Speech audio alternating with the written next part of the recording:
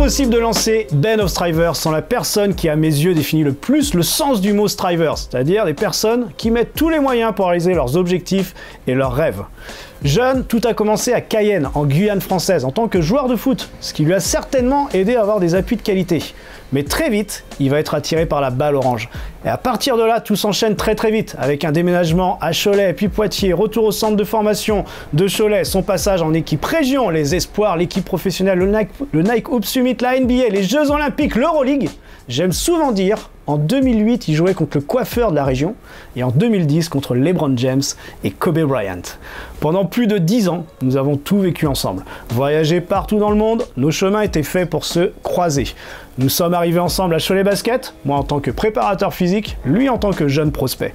Nous sommes partis en même temps avec 2 projets différents du côté des États-Unis, puis nous nous sommes retrouvés ensuite à Washington DC. Et pendant 8 ans, le monde de la NBA, c'est haut, c'est bas, les Wizards, les Knicks, les Pacers, avant de nous quitter en 2017 et nous retrouver ce soir à Rennes dans la boutique Macadam Basket pour nous remémorer nos souvenirs, des anecdotes, la préparation physique, l'aspect mental, le mindset d'un athlète et tout simplement passer un bon moment.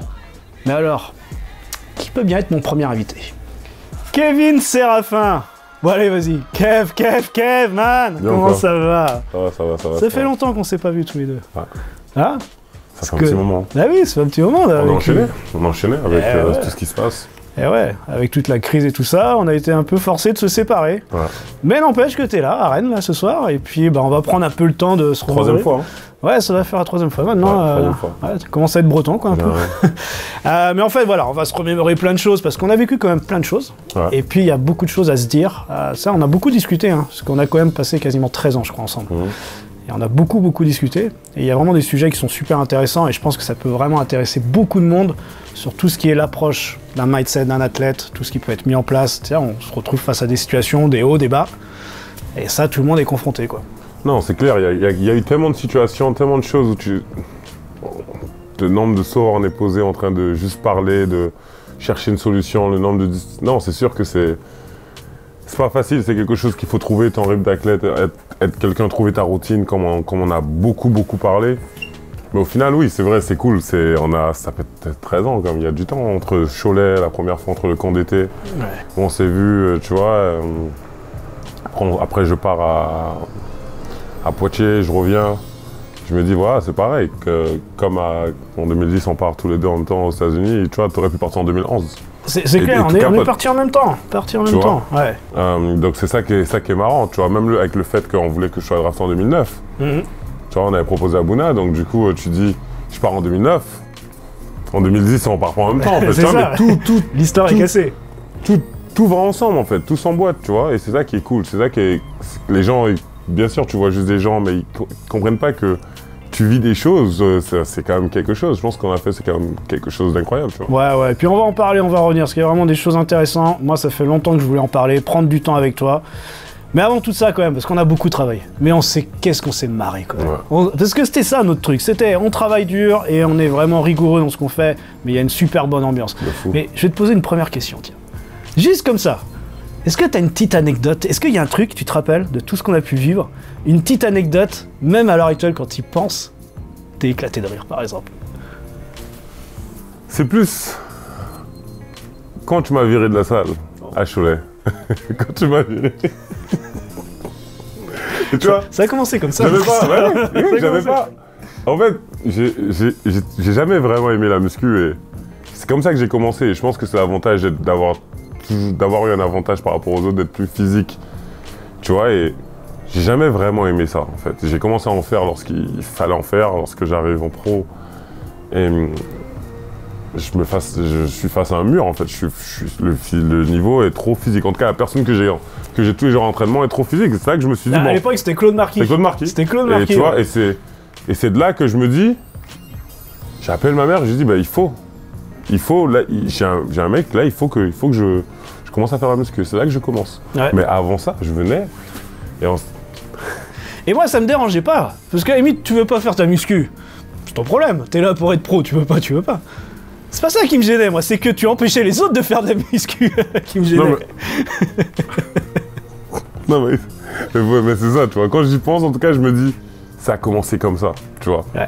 Entre les matins, pareil, le matin, quand je me lève à 6h et que j'ai loupé mon bus, tu vois, je tape à la porte du surveillant, le surveillant c'est Seb. J'étais bien heureux à l'époque, ouais. Ouais, c'est hey, Seb, est-ce que tu peux m'emmener, tu vois? Il est 6h30, le gars il se lève, il me dit, ouais. Tu fais chier mec, allez, vas-y, on y va.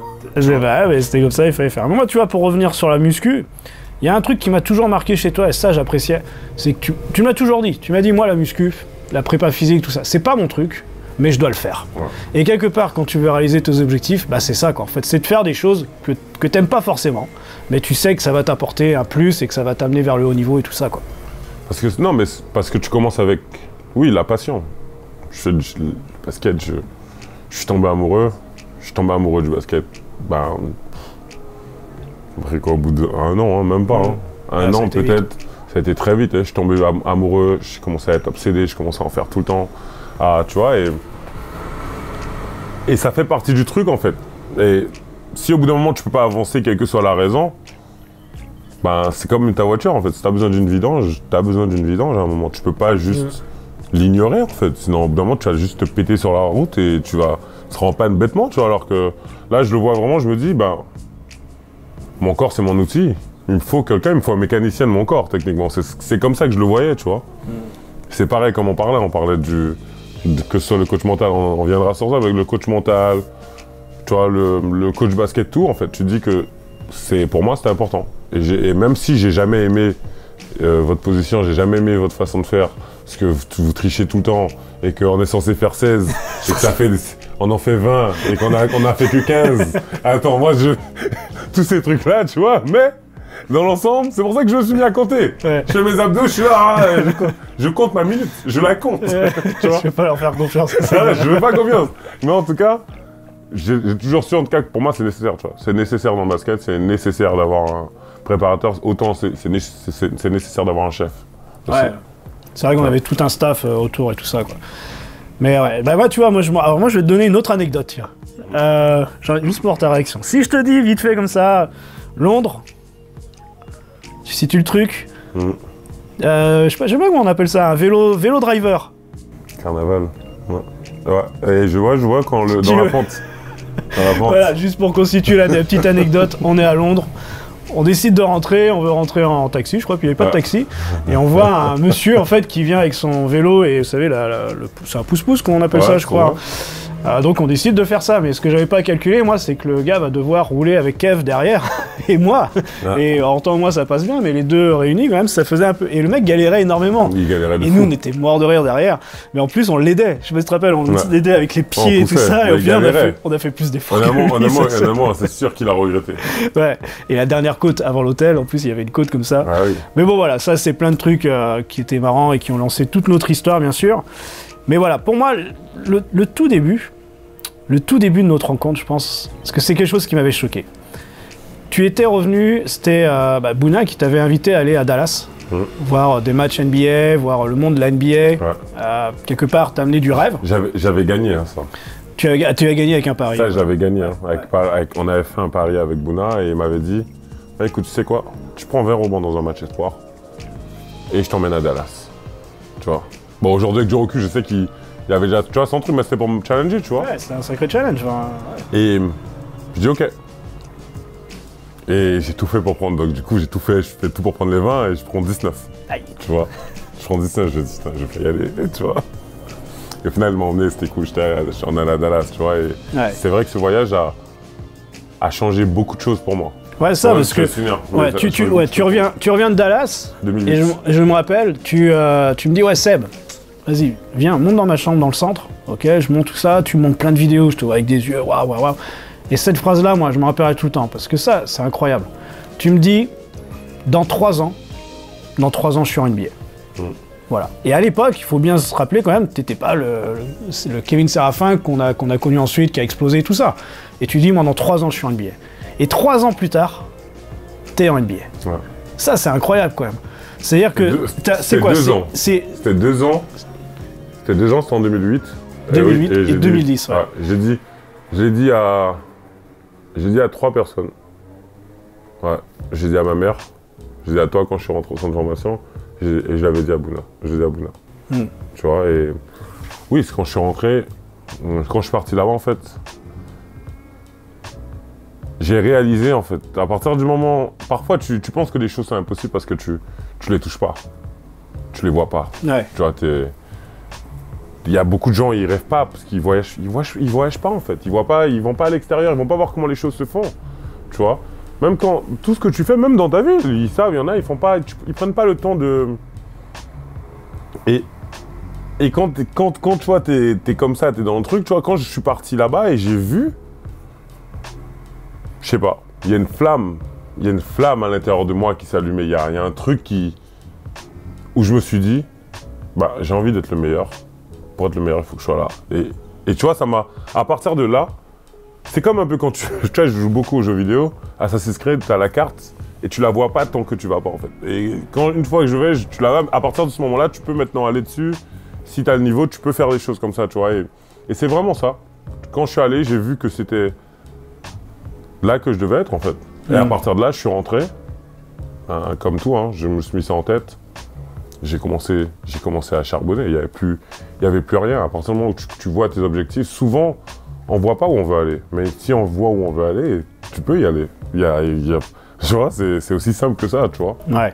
Et après, je pense aussi qu'il y a une grosse différence, parce qu'il y a entre le je veux y aller, je peux, mais qu'est-ce que je fais pour y aller? Parce que je veux, tout le monde veut quelque chose. Moi, je veux ci, je veux ça, toi, tu veux tes trucs. Tout le monde veut des choses. Je ne connais pas une personne qui veut pas quelque chose. Mais c'est comment on fait? Qu'est-ce que toi, tu as mis en place personnellement? Parce que tu prends cette décision et tu dis, maintenant, il faut que j'y aille quand même. Après, le parcours de... Tout le monde a son parcours. Chacun aura sa façon d'aller en NBA. C'est souvent, bon, ça reste le même procédé où t'es bon jeune, t'es bon, les meilleurs Excel, ils vont en équipe de France. C'est vrai que j'ai pas eu cette chance. J'ai commencé le basket tard. Hein. Moi, les gars, ma génération 89, je les regardais en 2016, je les regardais au championnat du monde jouer. Et j'étais chez moi en Guyane, chez ma mamie à la Rénovation, en train de les regarder sur Eurosport, tu vois. Et l'année d'après, j'étais avec eux en train de, tu vois, j'étais avec eux, avec la génération. Et c'est pas... Tu te fixes des objectifs au fur et à mesure. Moi, ma façon à moi, c'était me mettre des objectifs. Qu'est-ce que je veux faire cette année? Voilà. Et c'est un nombre de trucs, d'objectifs que je suis... Tu vois, je fonctionne comme ça, en fait. Je mets... Aujourd'hui, il faut que je fasse les courses. Je suis content si je l'ai fait. Parce que j'ai réussi quelque chose aujourd'hui, en fait. Je suis pas juste resté chez moi, tu vois. Je me suis dit, si aujourd'hui je me dis je vais faire ça, bah je vais faire ça. Et je suis content, je suis autant un compétiteur, c'est juste ma nature, tu vois. Ouais. Et je pense que c'est important justement aussi de célébrer les petites victoires. Bah Parce que comme tu dis, d'aller faire les courses, d'aller se lever pour certains, d'aller au travail tous les jours avec des enfants, tout ça, c'est des petites victoires. Mais ça rentre dans la normalité, tu vois. Et en fait, moi je pense qu'il faut au contraire les célébrer, ces trucs-là. Toujours être conscient de dire, mais oui, mais je le fais, quoi. Bah, tu vois, et c'est à partir de ça. Je me suis mis des objectifs en tête. Comme je faisais tout le temps, hein. Bon, je voulais là, je veux venir ci, je veux faire ça, cette année, ok, là je galère.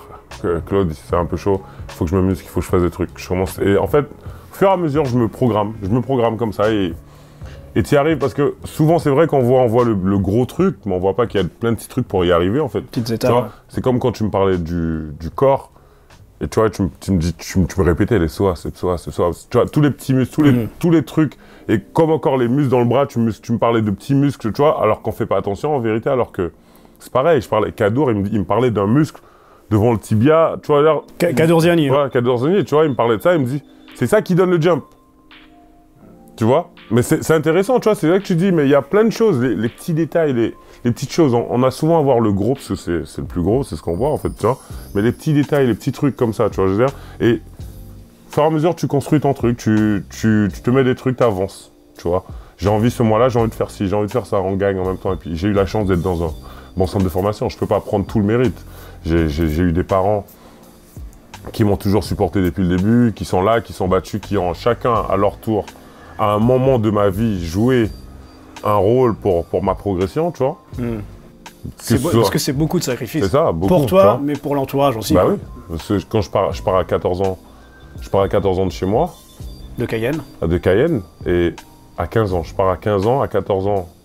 Mais quand je pars, ma mère, c'est pas que je parte, je pars juste au camp d'été pour le basket. Et on l'appelle pour lui dire que il va peut-être rester, il va pas revenir en fait, tu vois. Ouais. Et à ce moment-là, on n'a pas forcément les moyens de juste se permettre de rentrer, d'aller en France et de revenir, de faire des allers-retours à ta guise, tu vois. Non, je dis merde. Et donc du coup, à partir de là, je reste et je rentre pas. Et c'est comme ça que ça s'enchaîne, tu vois. Ouais, c'était pas du tout prévu, quoi. C'était pas prévu. Ouais. Tu vois, et je vais à Poitiers, je fais des trucs, et je repasse pas par la Guyane. C'est l'année d'après que je reviens, tu vois. Un an après, quoi. Un an après. Ouais. Donc les vêtements que j'avais, j'ai dû racheter des trucs. De toute façon, tu vois, en France, il y a plus d'options, donc c'est comme ça, mais c'est beaucoup de sacrifices. Et ça, les gens, ils le voient pas. Ils voient juste le gros. Ils te voient jouer à la télé, mais ils voient pas les trucs. Toutes les heures où tu passes à pas être normal, ou quand les gens de ton école, ils vont tous au centre-ville, ou toi, tu rentres et tu fais ça toutes les soirées, tous les week-ends où tu vas pas en boîte, tous les trucs que tu fais pas. Et quand tu arrives, et t'as pas une vie normale. C'est vrai que quand je vois des sportifs, honnêtement, j'ai tendance, en tant que sportif, j'ai tendance à respecter ce qu'ils font. Parce que je sais que quand je vois Neymar, quand je vois il fait ça, il fait... Mais je sais que pendant une période de vie qui est peut-être de ses 13 ans à ses 22 ans, il n'avait pas de vie. Il n'avait pas de vie. Et aujourd'hui, il peut se permettre de sortir parce que maintenant, il est comme arrivé en haut. Tu vois, je veux dire, et chacun son truc. Mais c'est pareil, j'avais pas de vie. Quand j'avais mon deal avec Jean-François, où quand je sortais le midi, tu sors, j'ai 15 minutes, je mangeais, j'allais à la mairie, je m'entraînais 45 minutes, je repartais en cours pour 2 heures. Tu vois, et ça, il y a plein de choses que les gens, ils savent pas. C'est pour ça, tu vois, maintenant, ça me fait plus. C'est vrai qu'avant, ça te fait du mal, ou ça te truc quand les gens, tu vois, ils parlent de... Mais il y a plein de choses que les gens, ils savent pas, qu'ils peuvent pas avoir, et c'est pas de leur faute, tu vois, parce qu'ils l'ont pas vu, en fait. Ouais. Tu vois. Et c'est ça, en fait, c'est beaucoup de sacrifices, beaucoup de volonté de réussir dans son projet perso. Mais c'est vrai que c'est une vie qui est quand même assez particulière, quoi. Parce que là, tu parles de tout ça, mais moi, par exemple, pour avoir été dans les centres de formation aussi, l'acclimatation. Quand tu essayes tu pars de Cayenne, tu arrives dans une région où il fait beaucoup plus froid. Ça, c'est un passage qui est difficile. Le rythme scolaire, le rythme de la vie de tous les jours, c'est beaucoup de choses à gérer. Faut savoir que chaque gars pour arriver en NBA, il a dû être bon à un moment de sa vie. Tu vois pas, je veux dire. Ils ont forcément été bons quelque part, que ce soit en deuxième division, conférence Ouest, au Texas. Quel que soit le gars, il a forcément brillé un moment de sa vie pour être en NBA. Tu vois, et c'est vrai que c'est des travailleurs. C'est une ligue d'élite. C'est une ligue qui appartient à des milliardaires. C'est une ligue d'élite. Tu vois, et c'est des travailleurs. C'est toujours dur quand tu vois. C'est l'un des trucs que je tolère pas. Tu vois, j'arrive pas à tolérer quand on parle de mon work ethic. Genre, c'est pas vrai. Je suis trop un travailleur. Dès que je veux quelque chose, je vais bosser. Si je veux te battre aux échecs, je te garantis que toi, quand tu vas dormir, je serai en train d'apprendre et je serai en train de jouer aux échecs. Je te garantis. Tu vois, moi, il y a mes potes, ils évitent de rentrer en compétition. Ils me disent, toi, je sais. Mon petit frère me dit, oh. Il me dit, non, mais moi, je peux pas. Si je rentre en compétition avec toi, c'est mort. Il me dit, à partir du moment, moi, je vais aller dormir, tu vas continuer à jouer. C'est pareil avec le bowling. Je suis comme ça dans tout. Je dis, tu peux pas. Parce que c'est un état d'esprit, de toute façon. Ouais. Si tu veux performer, c'est un état d'esprit à avoir. Ouais. Tu peux pas, moi, je pense que tu peux pas performer si t'as pas un certain état d'esprit. Mais de fou. Et voilà. Et prendre ma retraite, tu vois, m'a un peu remis sur terre, parce que j'étais vraiment dans une élite où j'étais entouré de gens comme moi, qui pensaient comme moi, qui ont autant confiance. Tu peux dire clairement, je suis le plus fort, et personne va te regarder, va dire, tu te la racontes. Parce que les Américains, c'est leur mentalité, c'est yeah, I'm the best. So what? Et c'est comme ça, tu vois, et c'est comme ça que les gars, ils voient les choses. Et c'est pour ça, moi, j'ai toujours été comme ça, et c'est vrai que quand tu arrives dans certains environnements, les gens, en France, ils comprennent pas. Regarde, ils disent, ah, il se la raconte, ah, regarde, il est hautain, ah, il pense qu'il est meilleur. Non, je pense pas que je suis meilleur, j'ai bossé pour arriver à cette mentalité, tu vois. Et puis surtout, c'est pas quelque chose de mal de dire je suis le meilleur. Ouais. Moi, c'est toujours un truc qui me choque, c'est toujours d'avoir cette gêne, ou cette fausse gêne, de ne pas assumer qu'on est le meilleur. Ça veut pas dire qu'on est le meilleur au monde, on est le meilleur dans ce que nous, on se donne, en fait, les moyens de réaliser. Performer, c'est pas une question juste de résultat. Performer, c'est une question de faire ce que toi, tu es capable de faire et de remplir tes objectifs, tout simplement. Et à partir du moment où tu remplis tes objectifs, tu as le droit de dire « je suis le meilleur ». Je ne suis pas le meilleur par rapport aux autres, je suis le meilleur par rapport à moi. Je suis le meilleur. Ouais, tu vois. Et ça, c'est de la confiance. Je suis totalement d'accord, tu vois. C'est pas tout le monde qui peut... C'est pas tout le monde qui peut l'entendre, c'est pas tout le monde. Pour ça, je fais très attention. Je vais être très honnête avec qui je me mélange, parce que je pense que c'est contagieux. Dans les deux sens. Je pense que ça peut être contagieux. Tu peux avoir un mec dans un vestiaire comme Giannis Antetokounmpo qui va louper des lancers, qui va faire 10 secondes au lancer, mais va quand même avoir la force et emmener son équipe et donner l'énergie à tout le monde pour y aller et pour se battre. Et tu peux avoir des gens qui peuvent être autour de toi et te drainer vers le bas, tu vois. Et c'est pour ça que c'est très très important à qui tu fais attention, tu vois. Ouais, de savoir avec qui tu vas t'entourer, de savoir avec qui tu vas aller vers ton objectif et aller essayer d'explorer le potentiel, quoi. En gros, c'est ça, quoi. Mais en tout cas, oui, je pense, oui, c'est une mentalité. Et moi, c'est clairement la compétition, il n'y a pas moyen.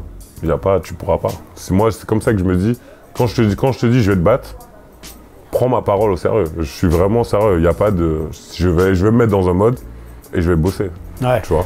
Bon, les rares fois où tu n'as pas réussi, c'était au bowling. À chaque fois, je t'ai battu. Bon, ça, c'est la petite. Ça, c'était avant. La petite parent. Bah, Ça, on remet ça, il y a une piste de bowling tout à l'heure. Ça, c'était avant, tu vois. Moi, je vais pas venir à Rennes, on va pas me manquer de respect. Je vais pas venir à Rennes pour me manquer de respect. On va gérer ça. Mais non, mais voilà, tu vois, mais ça c'est intéressant, tu vois, ce que tu disais. Donc tout à l'heure, si on revient à tout ça, sur cette vision que tu as eue, parce qu'en fait c'est une vision, tu t'es vu en NBA, tu t'es donné les moyens, tu as mis des étapes. Grosso modo, ce que tu dis, c'est qu'on a mis des projets et des objectifs à court, moyen, long terme. Et il y a une différence entre les gens qui veulent et les gens qui font les choses pour réaliser ce qu'ils veulent. Ça, c'est hyper important et je pense que ça, c'était très, très intéressant en tout cas d'en discuter, quoi. Non, bien sûr. Et après, faut avoir ce... Qu'est-ce qu'il faut? Un bon encadrement. Avoir bien entouré. Les bons agents. Bon préparateur physique. Tu vois, je veux dire, des bons kinés. Un bon club. Tu es dans un truc correct. J'étais à Cholet. J'étais dans un centre de formation très correct. Je peux pas dire le contraire. J'ai eu des agents, j'ai eu la chance d'avoir des très bons agents. Tu vois, je veux dire, comme je t'ai dit, des très bons parents, de très bons, tu vois, et l'encadrement, il te faut un peu de chance. Après, il y a toujours voilà, il te faut un peu de chance. Pas te blesser, pas tomber. Il y a des gars, ils arrivent, bam, tu te blesses avant la draft. Tu prends des gars comme Deron Blair, qui a une situation, bam, il se blesse avant, bam, il chute dans la draft, il se fait pas. Tu vois, il y a plein de choses et savoir un peu ce facteur chance. Ouais. Tomber au bon endroit au bon moment. Ouais. Tu vois. Et tout ça, en fait, bon, si on passe la chose, c'est que maintenant, on a réalisé ta vision. Oui. Tu as réalisé ta vision. Ouais. Tu es à Washington. D'accord, on commence comme ça, c'est là où on se rejoint d'ailleurs. Et en fait, bon, Washington, voilà, c'est quoi, 5-6 ans qu'on a fait là-bas? On a fait 5 ans à Washington. Ouais, 5 ans. Des hauts, des bas. Des émotions, on a à peu près tout vécu, puis il y a des matchs qui te restent, il y a des matchs qui t'ont marqué certainement, alors nous on a eu la chance en plus de faire les playoffs et tout ça, mais alors moi il y a un match qui m'a toujours marqué en fait, parce que j'aimerais qu'on discute là-dessus, Kev. Parce que tu sais, on a vécu beaucoup de choses, mais on était tellement dedans qu'on n'a jamais pris vraiment le temps de tout discuter. Il y a un match, moi par exemple, si je te dis les Wizards contre les Rockets, Dwight Howard. Oui. Peut-être un peu vague encore. Oui, tu vois le truc? Voilà. En fait, je donne le scénario qui est très simple. C'est en fait, t'as le match, Wizards contre les Rockets.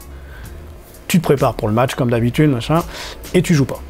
Tu joues pas, les Rockets, grosso modo, vont mettre une petite branlée quand même. Hein. Je crois qu'il y avait 25 points d'écart, 30 points d'écart. Tu sais que c'est dur, je te coupe, mais c'était dur hein, quand même. Quand je vois la préparation, le cœur qu'on y mettait, les heures qu'on réfléchissait à trouver une bonne routine, ah vas-y, on essaye de dormir, dors 45 minutes avant, fais ci, fais ça.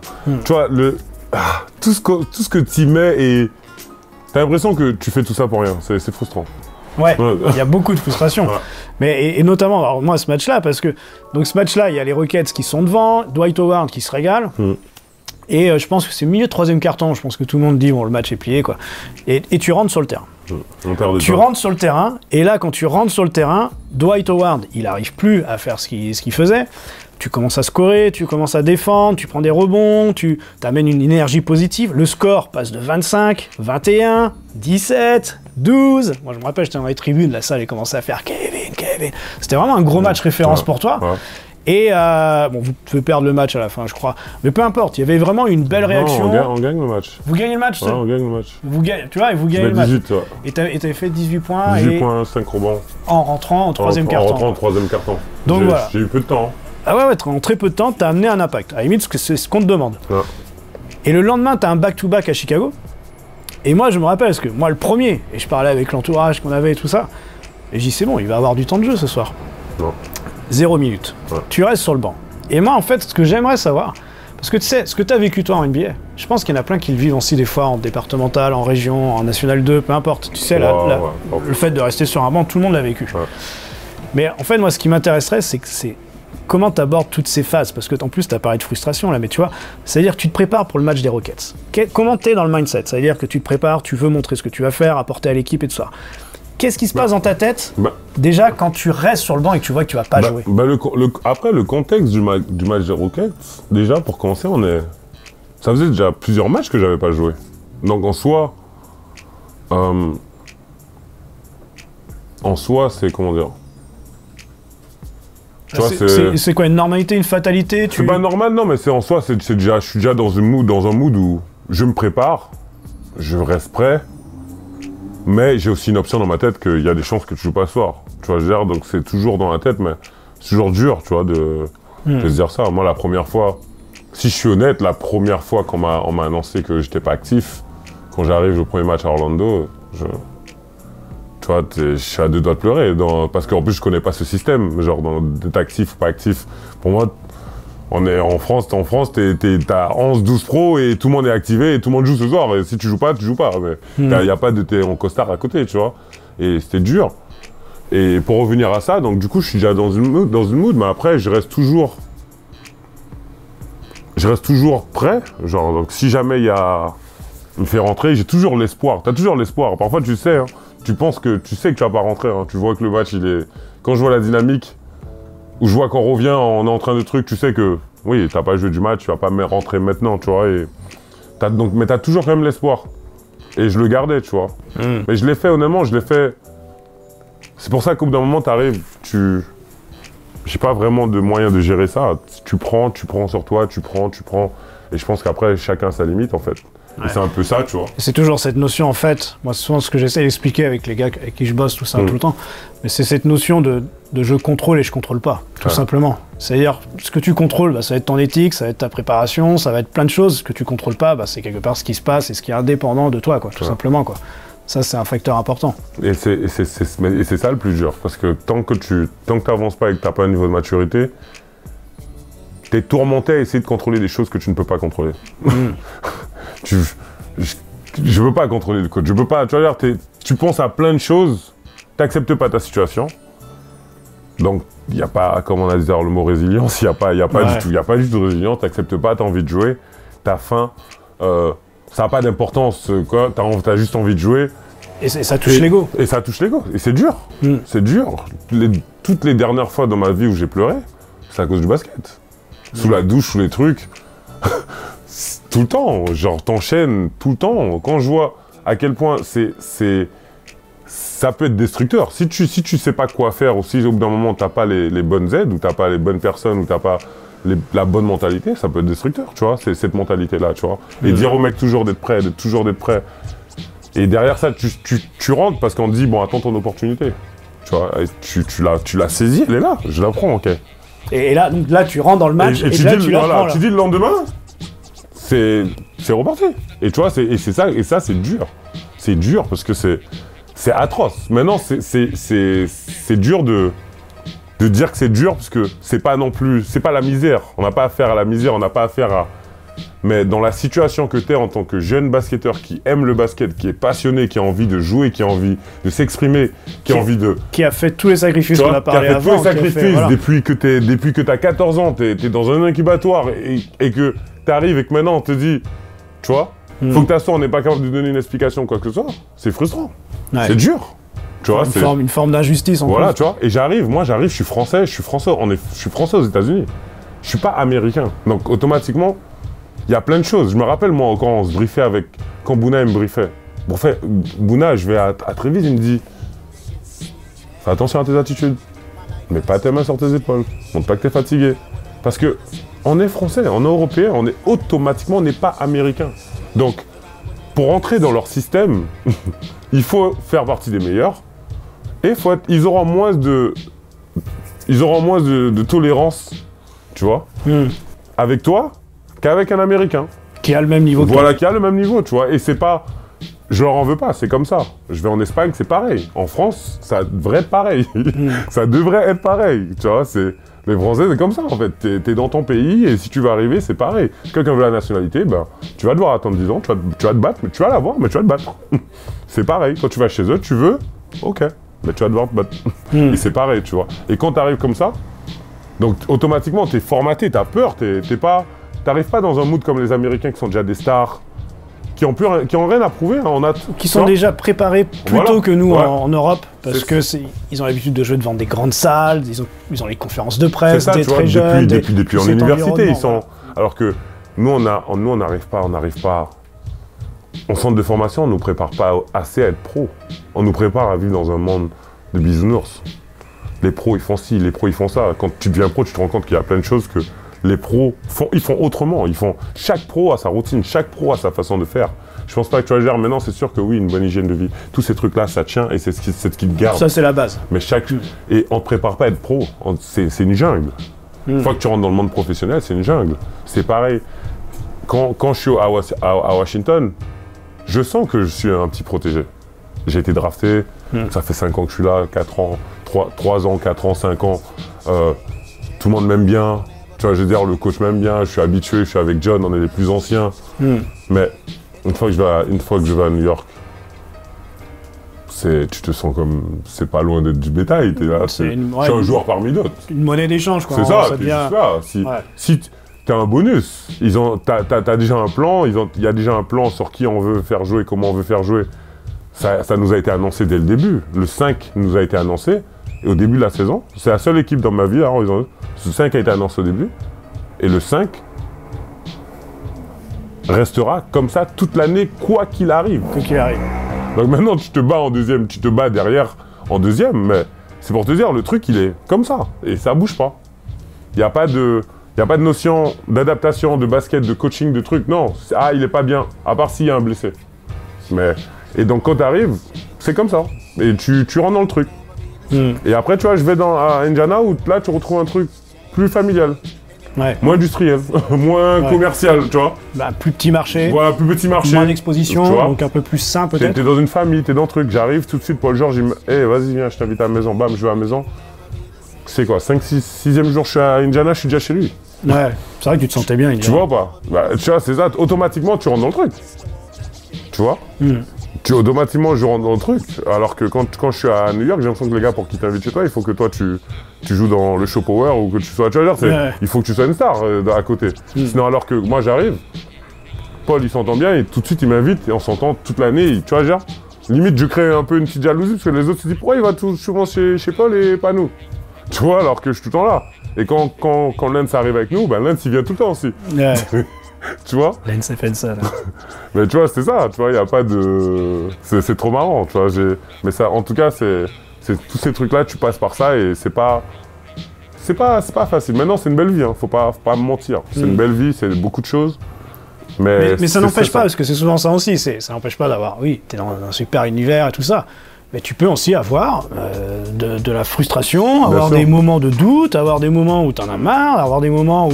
Les deux sont pas liés, hein. Ouais. Les deux sont pas liés, quoi. Moi, souvent, c'est ça qui me fait hérisser le truc, c'est ouais, mais c'est bon, ils sont dans... Non, tu restes un humain avec ses doutes, avec ses croyances, avec tout ce que tu veux, et il faut essayer de driver tout ça, quoi. Et moi, tu vois, par rapport au contexte du match qu'on parlait, tout ça, justement, si on revient sur Houston, mais on avait eu la chance de rencontrer Zizou, Zinedine Zidane. Et on avait parlé un peu de tout ça, et moi, justement, il avait eu un mot qui était très fort, il nous avait dit, à un moment donné, dans le haut niveau, il faut avoir de la résilience.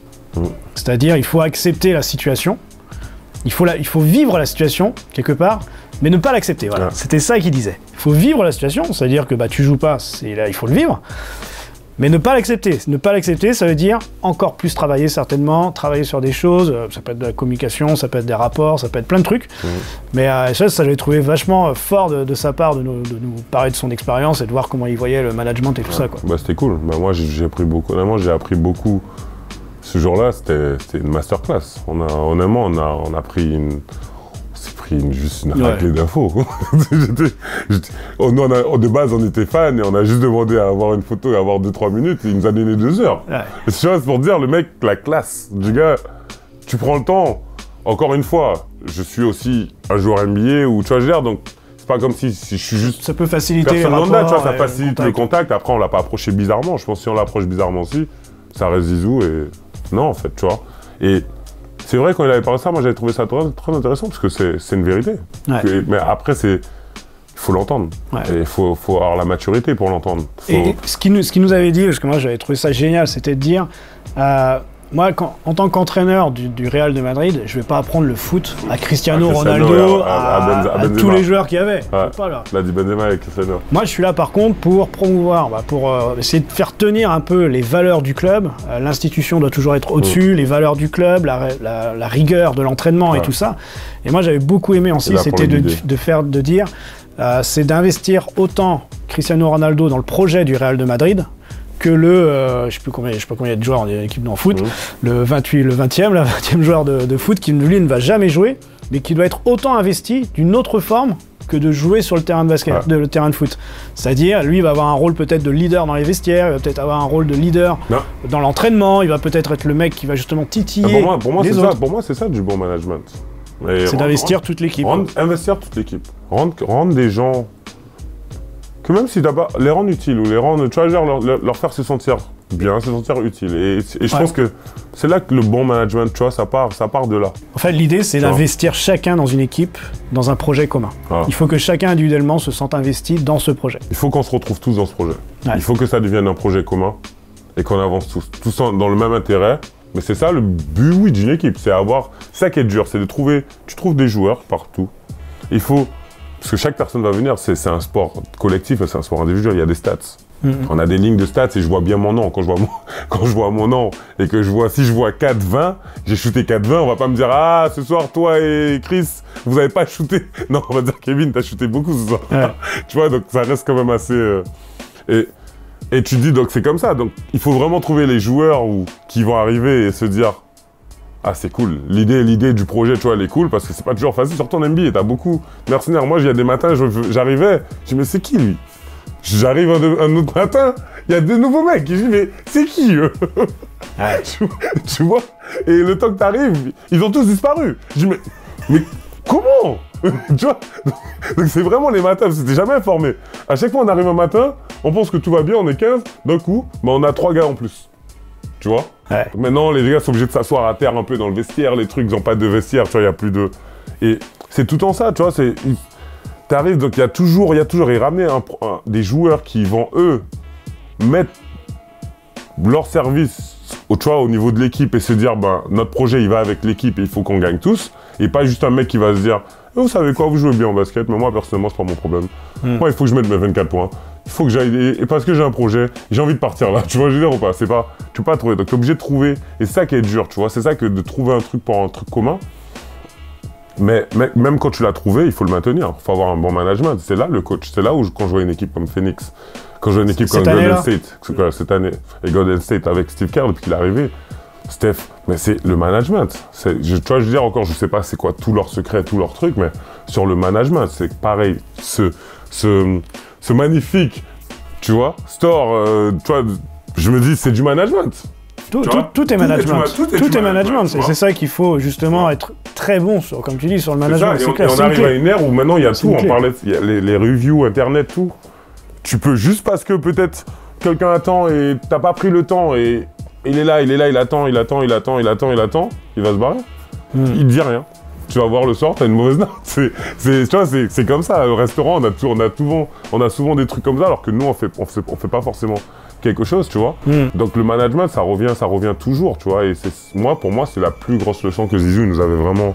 C'est que j'ai vu que c'est un manager. C'est le mec, c'est pas juste un coach, tu vois. Il est proche de ses joueurs, il parle à ses joueurs, et trucs. Et tu peux pas, et que ce soit le premier au dernier. Parce que le dernier peut te plomber l'équipe.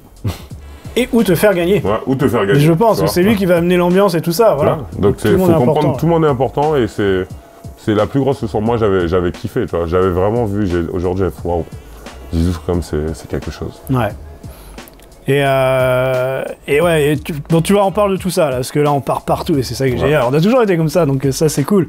Mais tu vois, par rapport à tout ce qu'on disait, là, sur les frustrations, les joies, tout ce que tu veux... Bon, ça fait plus de 15 ans maintenant que je suis avec des athlètes de haut niveau. Je discute souvent avec. Et souvent, il y a un truc qui revient. C'est cette notion de plaisir. Et en fait, j'ai été surpris au départ, et maintenant je suis habitué, c'est qu'en fait, beaucoup de joueurs pro me disent, depuis qu'on est devenu pro, on a perdu le plaisir. On a perdu ce plaisir de jouer. Et ce qui me perturbe tout le temps, c'est que le plaisir, c'est lié quand même avec la performance. Si tu n'as plus le plaisir, tu perds un facteur, parce qu'il y en a d'autres, mais tu perds un facteur important de la performance quand même. Est-ce que toi, ça t'est arrivé d'avoir perdu le plaisir de jouer? Oui. Ça m'est arrivé à un moment de ma vie. Avant tout ce que j'enchaîne avec... Après Barça, j'ai plus le plaisir de jouer. J'ai plus. Tu vois, je me dis, j'enchaîne. Barça, je pensais que ça allait être... Je me prends un peu un cheval de Troie. Je pense que tout va être carré, j'arrive, tout se passe super bien. Je me dis, waouh, magnifique. Et un truc se passe, tu vois, on a un nouveau coach qui arrive dans le système et là, voilà, là, je me prends ma carotte, tu vois. Et une fois de plus, tu te dis, mais attends, mais... Encore quelque part une forme d'injustice ou une épreuve, quoi. Encore une épreuve à surmonter. Est-ce que mentalement je peux? Est-ce que... parce que je pense qu'à un moment donné, il y a une limite aussi dans ça. Non, mais ça, c'est sûr. Je pense que tu arrives à ta limite. Même si je suis plus grand ou quoi que ce soit, ou... Je pense qu'au bout d'un moment, oui, t'arrives... Je suis clairement... Tu perds le plaisir. Moi, je l'ai perdu à un moment. Et j'ai su que je l'ai perdu parce que le matin, je me levais. Ouais. Et quand j'étais à Barcelone, je me levais le matin. Tout allait bien. Je suis chez moi. Tout va bien. Super. Je mets mes deux pieds, je te promets, dans ma voiture. Je démarre. J'ai l'impression que je me prends un coup de marteau dans chaque genou.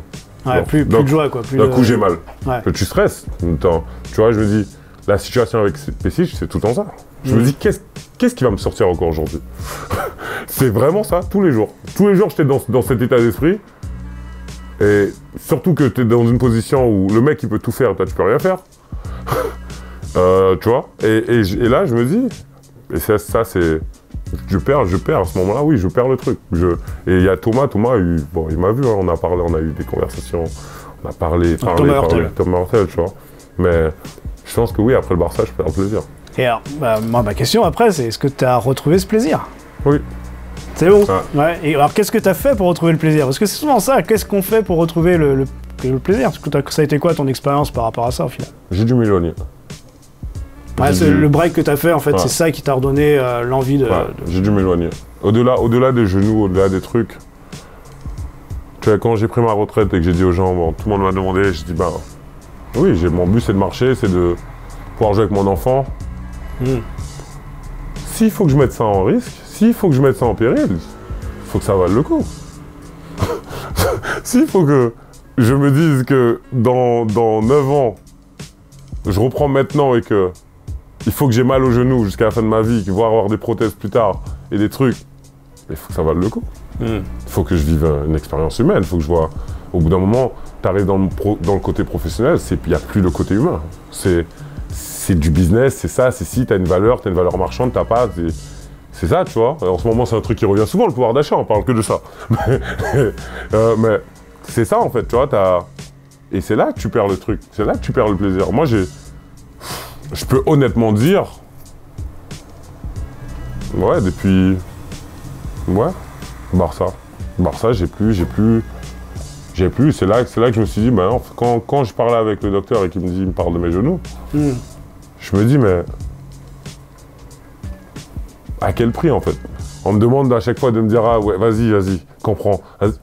Mais je me dis, surtout la situation du Barça, moi, à la fin, je me dis, mais c'est totalement injuste, gros. Ouais, ça t'avait attaqué, quoi. Je me suis fait targeter toute l'année, des remarques, des trucs, pas de communication, isolé, genre, toutes les choses que tu fais à quelqu'un, je te torture, je te fous dans un truc, je te séquestre, tous les trucs pires, quoi.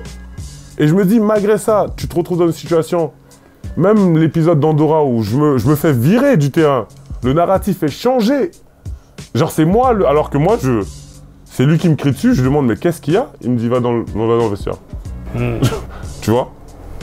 Donc je parle, le narratif derrière, ah ouais, mais c'est Kevin, il est comme ça.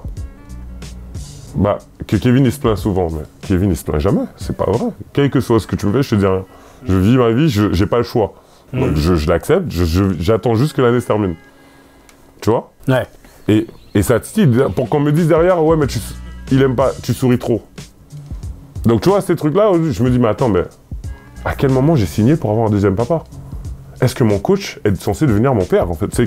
Je pensais que mon coach était un guide, un mentor, tout ce que tu veux, mais je savais pas à un moment que je signais pour... Je rentrais à la crèche. Je savais pas à quel moment... tu vois, je veux dire, mais c'est un peu ça, quand t'arrives au truc, tu te dis, mais ça sort du basket, tu vois. Ouais. Quand on veut pas te laisser aller...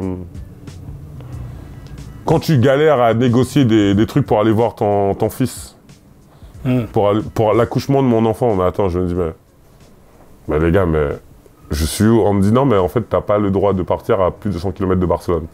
C'est ta distance, et c'est comme ça. Et si jamais tu vas voir ton fils, tu reviens, il est né le 9, tu reviens le 16. Si jamais tu reviens pas le 16, le 17, on entame les procédures avec l'avocat. Je te dis, c'est un truc, même avec Bouna, on en a parlé des heures et des heures. Et non, Bouna lui-même m'a dit, moi, je n'ai jamais vu quelqu'un faire autant de salles, genre en mode en termes de... Dans le business, j'ai jamais vu ça. Tu vois? Et tout ça, en fait, ça a affecté son plaisir de jouer, quoi. Donc, Parce que ça a pris le dessus, ça quoi, tu vois. En fait. Ouais. Et c'est pas...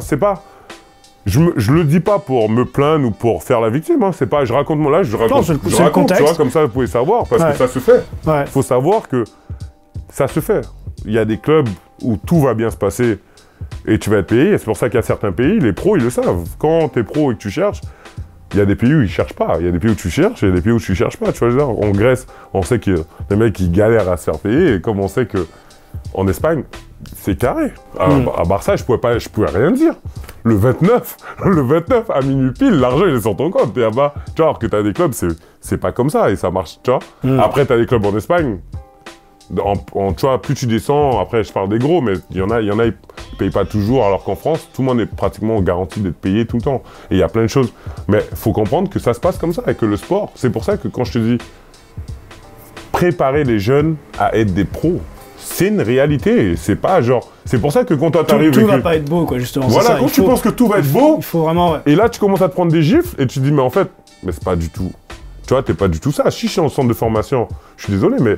Quand tu es à l'école et que tu apprends quelque chose, ou que tu apprends un métier, ou que tu apprends à monter une entreprise, mais tu es capable de mesurer tout entre un business plan, une prise de risque, tu prends tout en compte. Qu'est-ce qui peut être mon problème? Mais c'est pareil, quand tu te formes pour être du basket, pour moi, on te forme à être entrepreneur du basket, parce que c'est un peu ce qui devient un entrepreneur du basket. On doit te former sur toutes les sections. Et ça, il faut pas l'ignorer. On va en NBA, je suis désolé, mais on a des conversations sur les MST, sur les maladies, on a des conversations sur l'argent, parce que c'est pour éviter et on fait de la prévention. Ouais. Tu vois?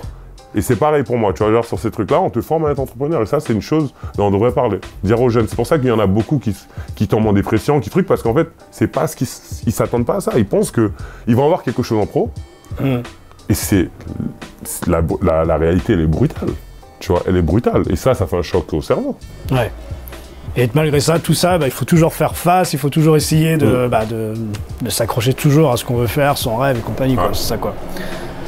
Bon, nickel, tu vois, c'est beaucoup de réflexions, c'est beaucoup de sujets, beaucoup de thèmes, on est parti sur des trucs, mais tu m'as dit de parler. Donc... Ah oui, non, on parle de tout et ça, c'est top.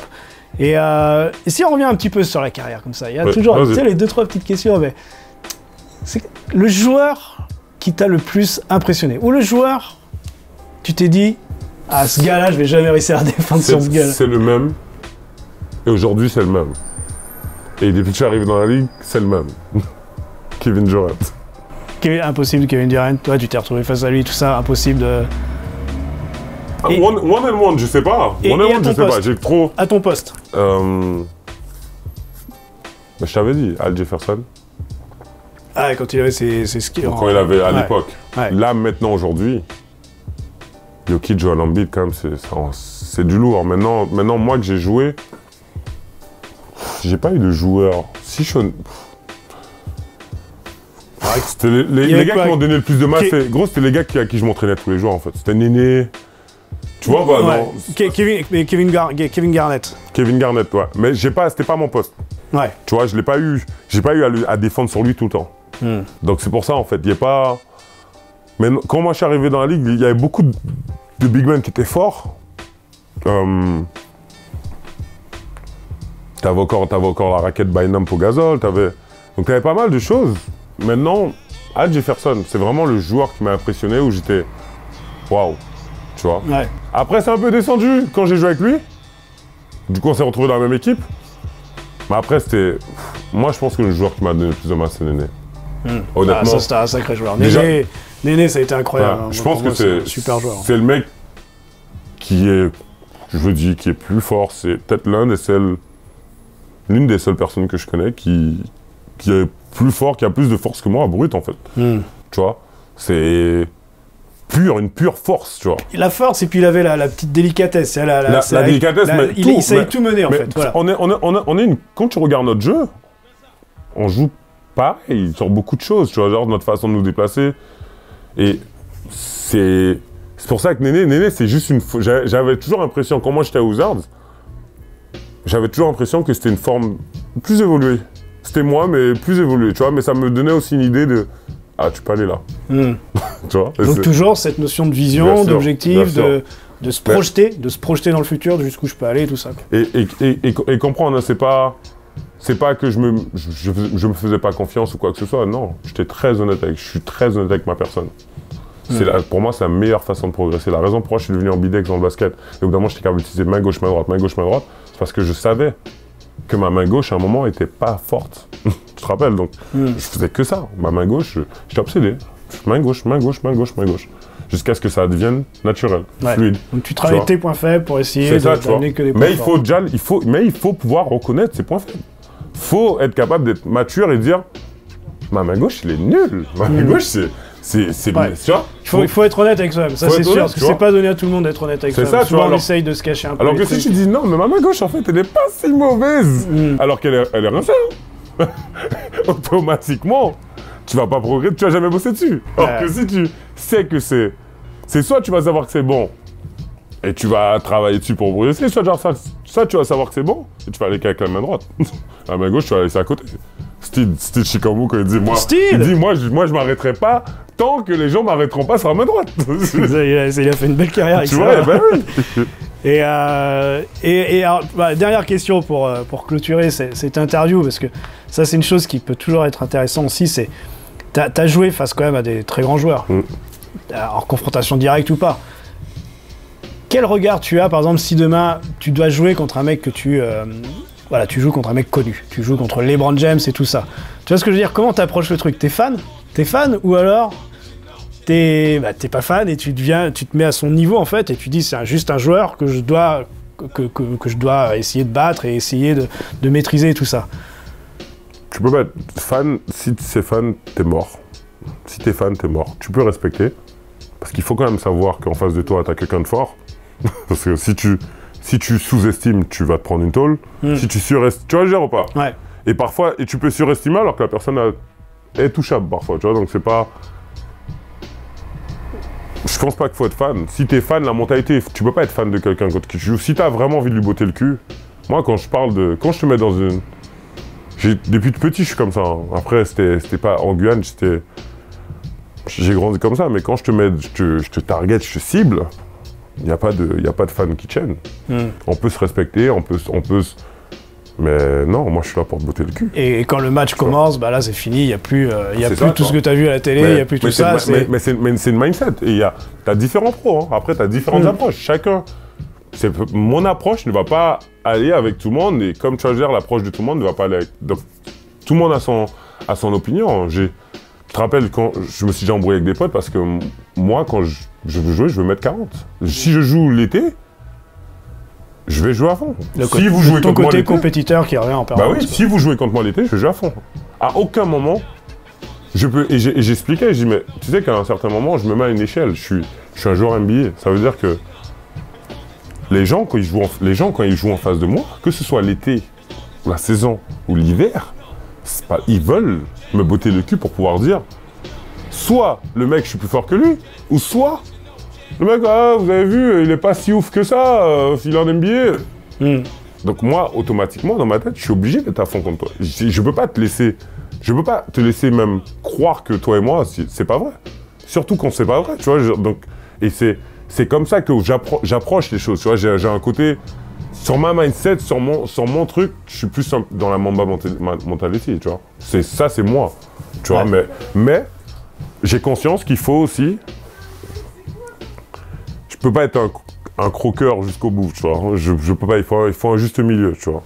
Mais en tout cas, c'est ma mentalité, c'est la compétition et je pense pas que...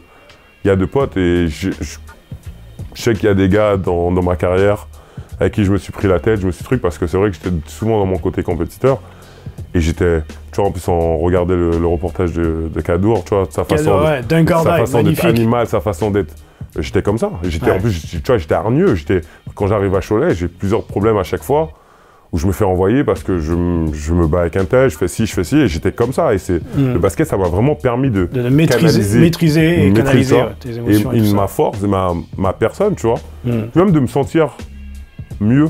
Parce qu'avant, j'étais toujours dans un monde, j'étais le plus grand.